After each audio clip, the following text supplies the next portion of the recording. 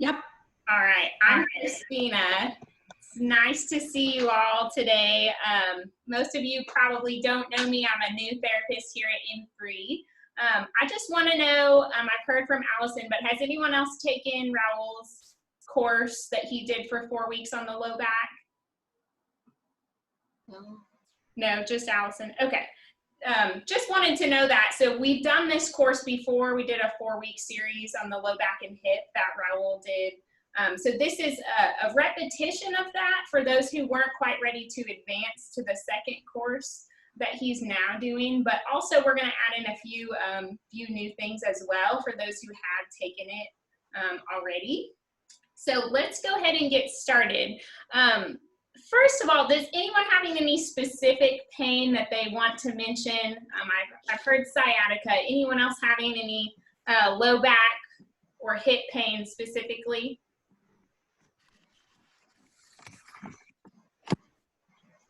All right. Well, I'm going to talk about a variety of different types of pain.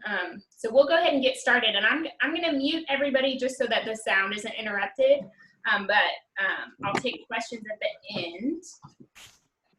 Yeah, we'll go ahead and mute.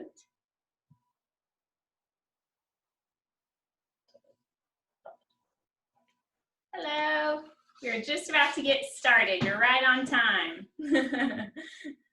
All right, so like I mentioned earlier, my name's Christina. We're going to record this lecture. Is it recording? Yes, it is.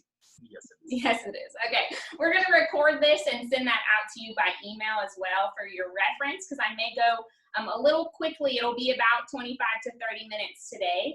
And we're going to start talking today about acute back pain. So Allison, you've done this course already. We're going to kind of backtrack and start at day 1. So we're going to talk about acute pain, and that's pain that is sudden. It's something that maybe is exacerbated. Maybe you've had it in the past and now you're having a flare-up of that pain.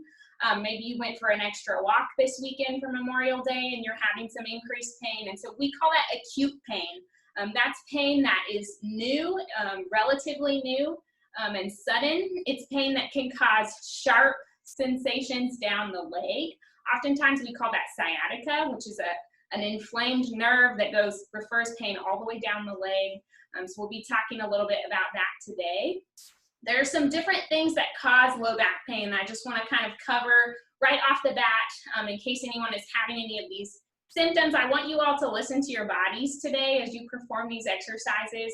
I don't want you to do anything that is painful. Pain is not something that we want. That's your body telling you that something is wrong. We want to be really protective of the spine. The spine is delicate at times and difficult to diagnose, but we're going to really focus on core, abdominal, and glute strength today, which is going to help support the spine. So just quickly, I want to mention that sometimes other things can refer into the low back, like organs. The gallbladder is one of those that refers into the low back, as well as the kidney. If you've had kidney stones in the past, you know that that is not fun pain. So the way that we distinguish between a pain from an organ and a pain from muscle tissue or the spine is that you want to be able to reproduce that pain. So if you're having a pain in the back that's constant, that's waking you up at night, and that doesn't relieve with any movements, and if you can't make it better or worse by any rotational movements or bending forward, then that could potentially be a pain from an organ, and that's something you want to get checked out. What we're talking about today is musculoskeletal pain, so pain from the nerves that exit the spine or pain from the muscle tissues themselves. Common things in the spine, arthritis and stenosis. Those are probably somewhat familiar words to most of you. Arthritis is like the body's gray hairs. We can't avoid it, it's just there. A little bit of it is genetic as far as how much we have in certain joints, but it's pretty common in the spine as we age for that arthritis to kick in and kind of increase. Stenosis is a narrowing of the spinal canals. I should have my little, can you get my spine from out there? I'm going to get a little prop for you to show you what I'm talking about. So the space in between the vertebrae where the nerves come out of the spine and into the body, stenosis is a narrowing of that space, and it can cause pinching on those nerves that go out, especially into the legs when we're talking about the low back. And that's difficult to treat, but we're gonna do some things today to help with that and help kind of increase the space in between the spine. Brett has my spine here. Okay, so this is what we're talking about here. So these are the vertebrae going up the spine, and this is the pelvis here. So we're looking at the low back here.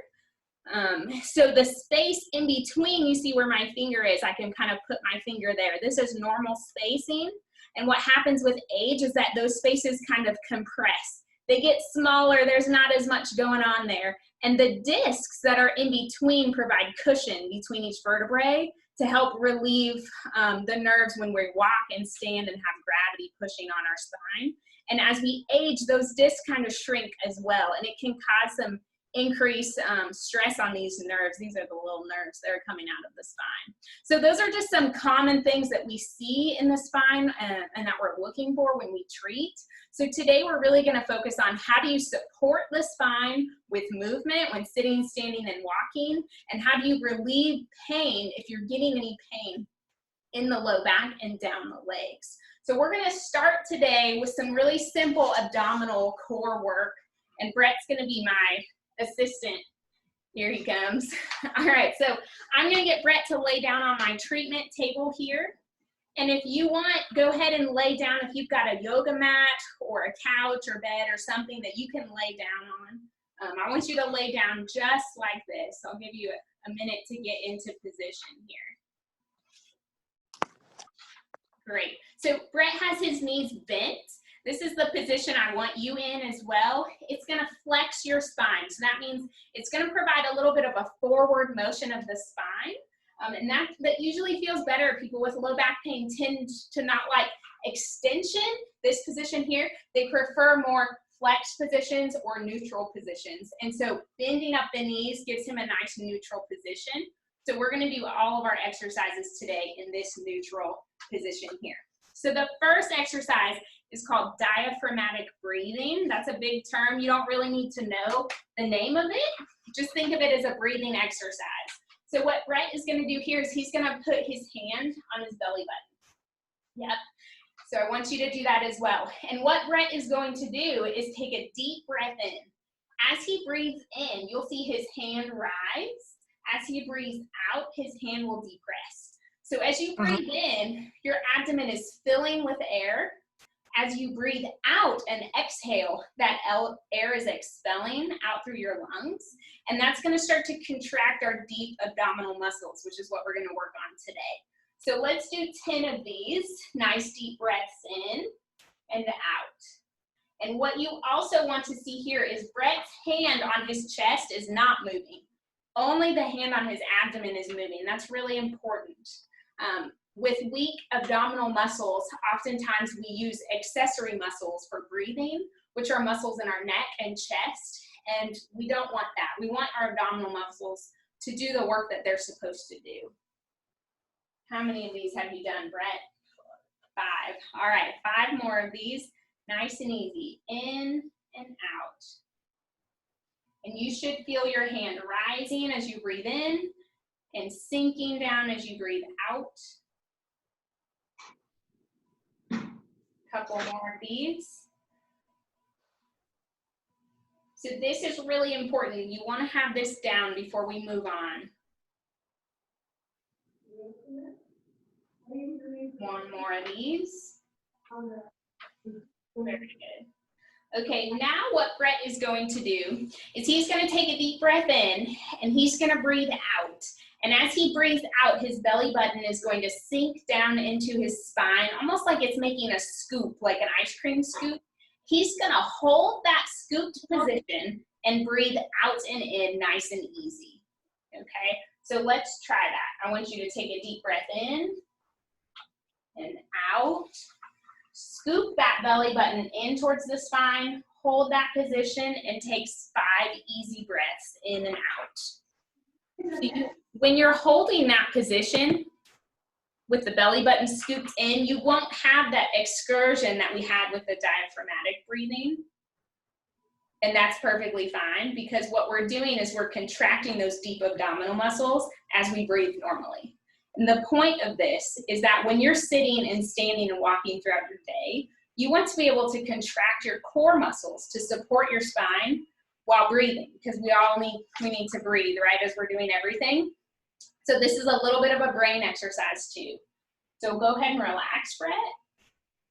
All right, we're gonna do this one more time. So he's gonna take a deep breath in. He's gonna breathe out.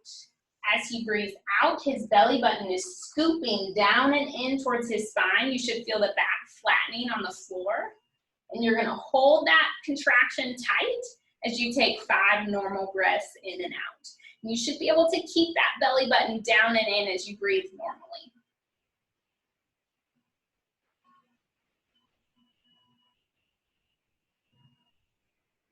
Good, and go ahead and relax.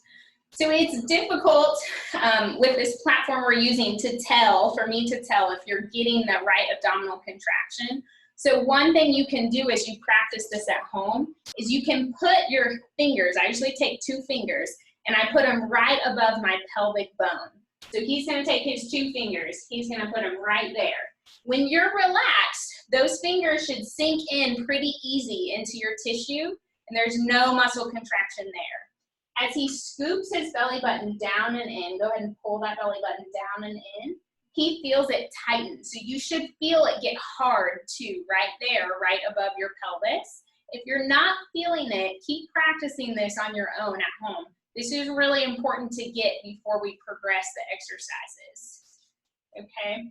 So what Brett is going to do now, and you all can follow, is I want you to pull that belly button down and in. We call this an abdominal brace.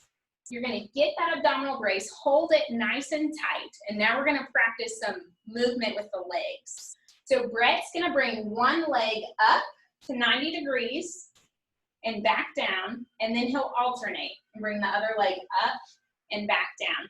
Now, I don't want to see any shifting of the pelvis, so you shouldn't feel your pelvis rotating forward and back or shifting side to side. You should be as firm as a rock on this table with that belly button scooped down and in. So he's going to contract his abdominals, bring one leg up, nice and slow, a little slower, just like that, and then the other. Good.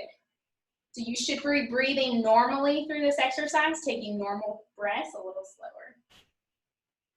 And have that abdominal contraction the whole time. Keep that nice and tight. Now some people, you'll keep going, Brett. Some people will feel this more in their hip flexors, which is the front of the thigh. That's usually because the abdominal muscles aren't quite strong enough yet. So I would recommend you go back to the bracing and really focus on getting that contraction before moving on to this exercise. He should feel it in his abdominal muscles. Are you feeling it, Brett? As long as you have that good contraction, that's where you're feeling it and that's where the work will be done. Sometimes you may feel it in the back, like your extensors are kind of kicking in to counteract, which is why we don't want any pelvic movement. That's going to help keep those extensors out of the way. Very good. So this exercise you can perform for 2 to 3 minutes or when you get fatigued. When you feel like your hip flexors are kicking in or your back starts to get you, I want you to take a break. Listen to your body. Don't push into that pain. Good. Go ahead and take a break there. Very good. We're going to give your abdominals a little bit of a break before we move into the next one. All right. So I call those core marches. That's the one we just did. We're going to progress those. Now, some of you may not be ready for this one. So again, listen to your bodies. But what Brett is going to do is pull that belly button down and in, contract those deep abdominal muscles. He's going to bring one leg up, hold it, keep that abdominal muscle contracted, bring the other leg up, hold it. Both legs are being held in the air. Now your back should not come off the table. It should be perfectly flat like a pancake against the floor. Your belly button should be pulled in. And your abdominals should not be pooching off the spine. So go ahead and relax. When you do a crunch or a sit-up, Brett, go ahead and do like a sit-up for me just to show. In there, just like halfway. Go ahead, right there. Hold it. Good. So you can see his rectus abdominis here. Go ahead and, good, and hold it there. Can you hold it for me? I'll try to hold it. Brett's getting a workout today. So you can see his abdominal muscle here. It kind of comes up out of the spine. That's our rectus abdominis. You can relax. Thank you. That's our rectus abdominis. It kind of pooches up as we contract. We don't want to see that for this exercise. Your rectus should be nice and flat. Your belly should be nice and flat. Belly button is pulled in towards the spine. Hold that position tight as you move the legs. So bring that belly button down and in. Contract the core one leg at a time, one leg up. And if you can, if you're able, bring the other leg up and hold it. If this is too hard or causing pain, only do it with one leg. One leg will still give you a good workout. It'll still work those abdominal muscles, but it won't strain the back. Okay, we're gonna do that again. Contract with one leg, then the other, and hold it. We're gonna hold it for 10, 9, 8, 7, 6, 5, 4, 3, 2, 1. One leg lowers down first, nice and slow, and then the other. And relax the abdominals. Very good. We're gonna do that again. 10-second hold, just like before. To bring your belly button down and in. Contract your abdominals. Pelvic is stable. One leg comes up. Then the other, and hold. 10, 9, 8, 7, 6, 5, 4, 3, 2, 1. One leg down, and then the other. Good. And relax. Very good. Okay, so that was kind of our abdominal sequencing. This is what we do just to get those abdominals fired up, to get your spine neutralized and stable, to really start to build core strength, which often is lacking for people with low back pain. And so we want to really strengthen that core. So that was a low back sequence, and you'll have this video for your reference as well if you need to review those. We're going to go into a glute sequence. So the glutes are also really important for stabilizing the low back and the pelvis.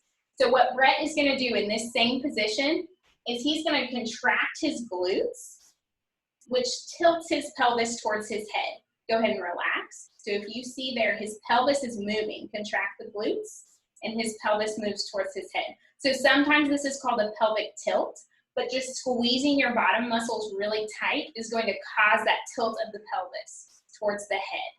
So try this one. We're going to do a few of these just to get the hang of it. So this really starts to fire our glute muscles and gets them working before we start to challenge them a little bit more. It's also good to figure out how to move this pelvis. Sometimes our brains don't disassociate our low backs from our pelvis. It kind of lumps them all together, and we don't know how to move one versus the other. So this helps our brains to learn how to move this pelvis aside from the low back, which is really going to help as we go into some sitting and standing postures. Tucking that pelvis in can often relieve some discomfort in the low back. Okay, let's do 5 more of these. That's 1, 2, 3, 4, 1 more, 5. Very good. Okay, so that's a glute set. Now we're going to move into a bridge. So for the bridge, he's going to do the same thing he just did. He's going to contract the glutes, the pelvis moves up towards the head, and then he lifts the hips off the table and slowly lowers back down. Okay, we'll explain that again. So before you lift, contract the glutes, the pelvis tilts towards the head, then he lifts the spine up off the table and holds it. Hold for 10, 9, 8, 7, 6, 5, 4, 3, 2, 1, and slowly lowers back down. As you lower down, you should feel like each vertebrae at a time is lowering down as you go down through the spine. So you don't want to lower like a pancake really flat and quick. You want to lower slowly as each vertebrae rolls towards the ground. Let's do that again. Contract the glutes, lift the pelvis up, hold for 10, 9, 8, 7, 6, 5, 4, 3, 2, 1, and slowly roll the spine down towards the table. Good. We're going to keep going for those. I'm going to talk for a few minutes, but I want you to keep going with the bridges nice and slow. 10-second hold at the top. Will you count for me so they can follow your lead? Okay, Brett will count for you so you can watch that video as well as when he goes up and down. So sometimes with the bridges, the hamstrings cramp. Some of you may be feeling that as well. That's usually glute weakness that causes the hamstrings to cramp. So before you lift, really squeeze the glutes nice and tight. Really as tight as you can before you lift, and that will help if anyone's having hamstring cramping. The other thing is sometimes this bridging can be uncomfortable on the spine because it's extended. It's an extended position. So if that's the case, don't go up quite as high. Just go up to your tolerance. Don't push into that pain.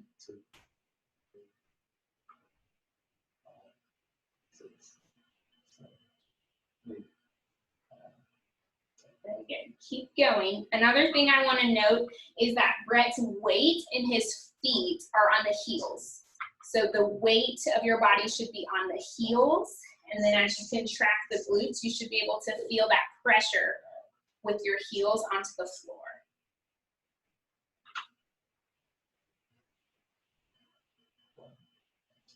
We're going to do 2 more.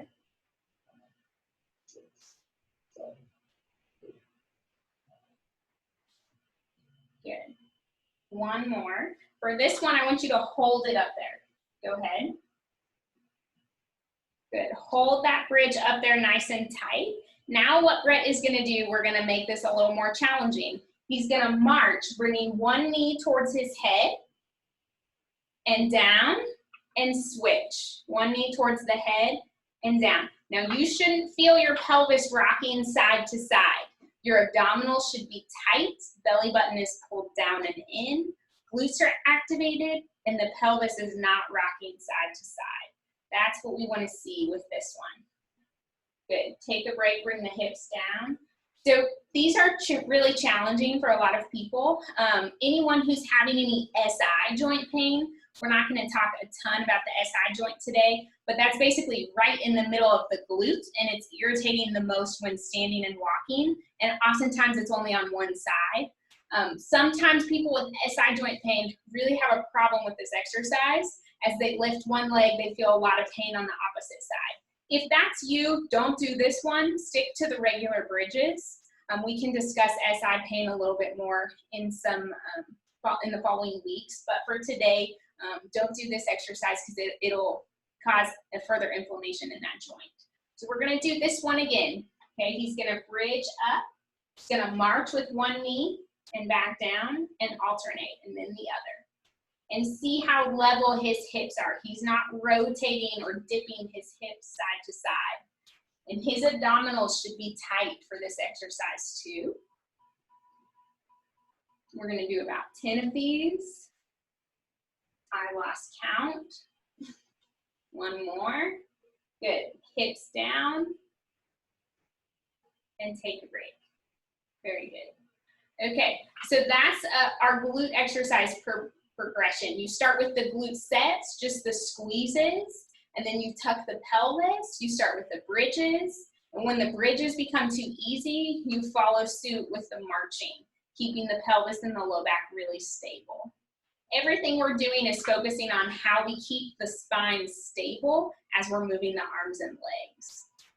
So next week, we're going to advance these exercises a little bit more, talk about some different ways that the spine causes pain and how we can address those. We'll also next week do some more stretching. So those of you who have that sciatic pain, like I heard mentioned earlier, there's some stretching and things that we can do also to help relieve that pain.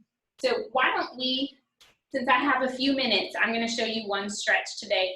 This is called the piriformis stretch. It's for those glute muscles that we just worked out, and it helps with that sciatic pain a lot. So if you can tolerate it, let's do the modified version here.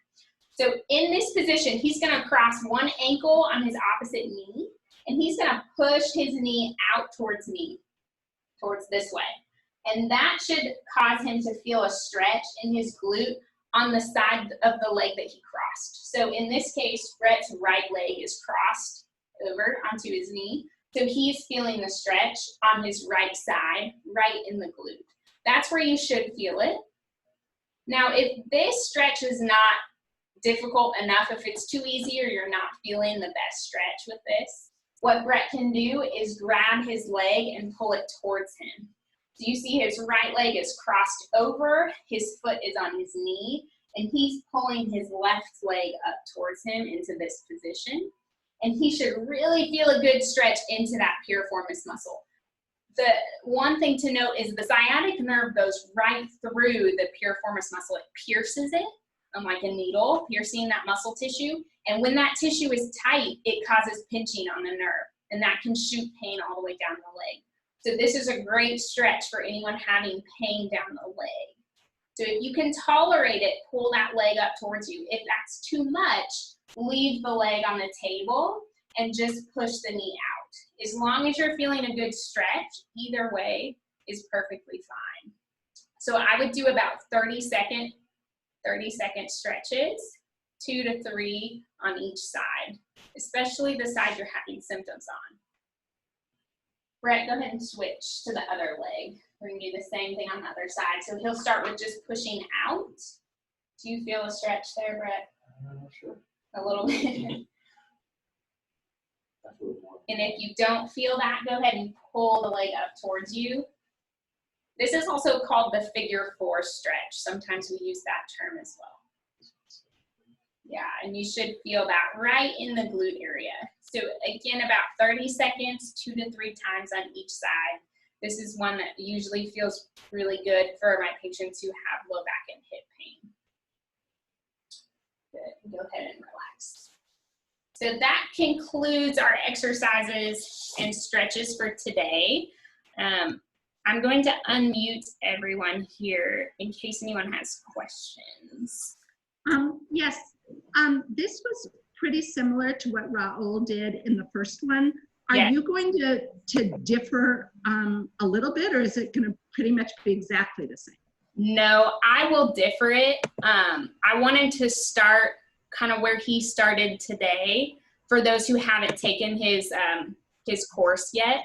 But no, it'll be different because I know you've taken it already. So we'll do some different things to kind of vary it a little bit for sure. Right. The repeat was also fine because they're great stretches, but I just wanted to check because I do have his recorded. If it was going to be exactly the same, I could just listen to his recording. So. Right. Absolutely. No, we'll vary it a little bit going forward. Thank you. Yeah, you're welcome. Does anyone else have any questions? I just have one, and that is will it normally be about half hour or 45 minutes? Is that what it is on a normal basis? Yes, it's normally 30 minutes. Okay, great. Well, I have a good friend that recommended you. And so great.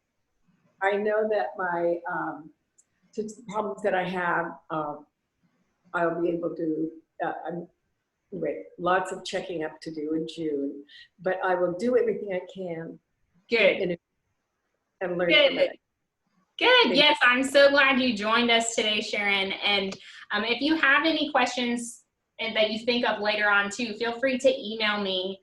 My email is kbond@m3pt.com, and you can find that on our website too. But I'll be happy to answer any questions about specific pains and things like that going forward. Well, thanks. You're welcome. Did you, I don't know if you saw my chat to you. Do you send recordings of this session?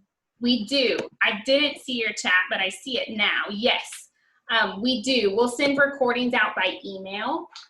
Amanda, our office manager, will edit them today, and then we'll send them out by email.